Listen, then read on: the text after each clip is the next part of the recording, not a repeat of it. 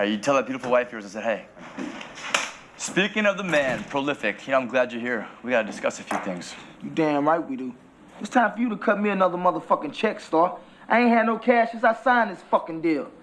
Fuck you looking at, man? Whoa, prolific, chill out, man. That shit should have been done a long time ago, man. I did every track over like 50 times for this nigga here. Whoa, whoa. Whoa, man, we'll record that shit over 100 times if that's what it takes to get it right. I mean, I don't know, maybe you can remember your own damn lyrics. Lyrics? Lyrics ain't the problem. Niggas, the whack-ass beats. They garbage. Okay, man. See, man, fuck this, man. See, I can't work with this hoodlum. Hoodlum? Who the fuck you think you talking to, man? What?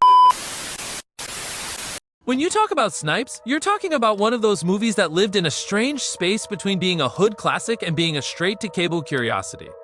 It was the kind of film that BET used to spin on Friday nights back in the early 2000s. It almost felt like part of the weekend tradition, but it never hit the cultural radar the way Belly, Paid in Full, or State Property did. The reason is simple. It had the gritty backdrop. It had the underground music angle. It even had a fresh-off country grammar Nelly stepping into an acting role. But it didn't have the polish, the quotables, or the staying power to elevate beyond being that one movie you might vaguely remember. Fuck is you looking at? Nothing. It's just I'm your #1 fan, that's all. Word? Word. Man, a year ago I was taping your tracks off the BST's Up and Comer show. Now here I am throwing up Snipes for your new album. Fuck. For sure? That's your work? No doubt. You be doing all right, man. I be seeing my shit up like all over the place. Yo, you think you can sign one of these? Yeah, no doubt. No doubt. Yo, I like this shit, man. Man. What the fuck is this? You know you're the realest MC out there. Thanks, man. So call that nigga something, man. The story centered on Eric, a Philly kid chasing his music dreams who gets caught in the darker side of the industry. Shady label politics, betrayal, and violence drove the plot. While the story had authenticity, the execution dragged. The low budget, uneven pacing, and acting felt more like an indie film festival project than a hood masterpiece. That's why the movie always sat in that middle ground of not bad enough to clown, but not good enough to hype. Now let's zoom out. The early 2000s was a strange but exciting era for hip-hop films. The culture was exploding. Rap was at the top of the Billboard charts. Hollywood wanted a piece of that pie. But there were two categories. The big-budget rap movies that broke through like 8 Mile, Get Rich or Die Trying, and You Got Served. And then the gritty indie flicks that circulated mostly on VHS, DVD, or late-night cable, like Belly, State Property, and Full Clip. Snipes fell into that second category.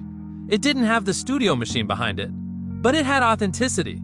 It looked and felt like Philly. It wasn't a glossy version of the industry. It was grime, back alleys, dark offices, and deals gone wrong.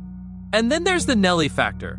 In 2001, Nelly was everywhere. Country Grammar had dropped in 2000 and went diamond. He wasn't just hot, he was scorching. So seeing him pop up in Snipes was a big deal. At the time, hip-hop fans were watching to see which rappers could really act. Tupac set the bar with Juice and Poetic Justice. DMX came through with Belly. Nas, Method Man, and Ice Cube had all proven themselves. Nelly and Snipes was his test. Could he bring the same swagger from the stage to the screen? His role as Prolific, the rapper tied into the drama, was supposed to give the movie its star power. In flashes, you could see it. He had presence, he had charisma. But the acting didn't hit the same way. Cheryl. I got money to say the bitch don't wake up. Oh, shit.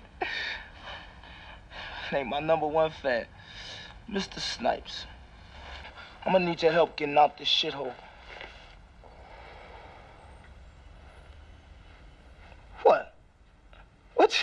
What you think about shooting? Get the fuck out of here, nigga. You motherfucking gangster. You hang up Snipes. That's what you do. You worse than a motherfucking groupie. Groupie. Slide that motherfucking gun over here before I fuck you up like I did that 2-timing bitch over there. Slide it over, nigga. Fuck you! Stop!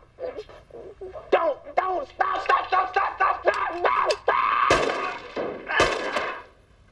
Instead of a transformative performance, it felt like Nelly playing a version of himself. So was Snipes good or bad? That depends on how you judge it. If you were grading it against Hollywood standards, it was rough. The script dragged, the pacing was off, the performances were uneven. But if you judge it as an indie hood flick, it wasn't trash, it had ambition. It tried to say something about the music industry's predatory side before that conversation was mainstream. It showed how young artists got caught up chasing dreams only to get chewed up by labels and managers. In that sense, Snipes was ahead of its time. You could argue that if it dropped in today's era with streaming and social media hype, it might have found a cult following. So why don't people remember it? There's 4 main reasons. 1, it was overshadowed. Nelly's music career was too big. So when he dropped Hot in Here or Dilemma, nobody was thinking about his movie. 2, cable syndrome. BET gave it life for a while, but once the rerun stopped, the movie had nowhere else to live. It didn't have that DVD hustle.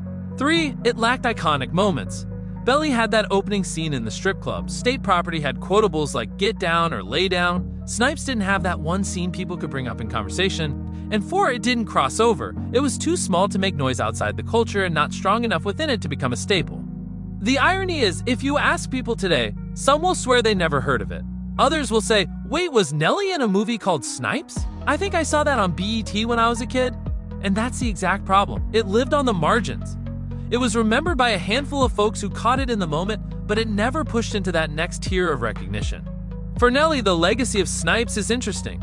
It showed that he could step into acting, but it also showed that he wasn't built to be the next rapper turned movie star. Unlike Ice Cube, who built franchises like Friday and Barbershop, or LL Cool J, who slid into TV and film comfortably, Nelly stuck with what he knew best: music. It was more like a cultural footnote, something you bring up when you're deep in nostalgia conversations about forgotten 2000s projects. And that's why Snipes deserves at least a little bit of recognition today. Not because it was a great movie, but because it represents a slice of that era. It was a time when hip-hop was experimenting with film. It was a time when rappers like Nelly were testing their brand in new lanes. It's a time capsule, a reminder that not every project was built to last, but every project added something to the culture. So bottom line, Snipes wasn't a masterpiece, but it wasn't trash either. It was an ambitious indie flick that gave us a glimpse of Nelly trying to expand his lane. It lived a short life on BET Friday nights. Then it quietly slipped into the forgotten vault of early 2000s hip-hop cinema. And if you were there, you remember. If you weren't, you probably don't. But that's exactly why it's worth breaking down today.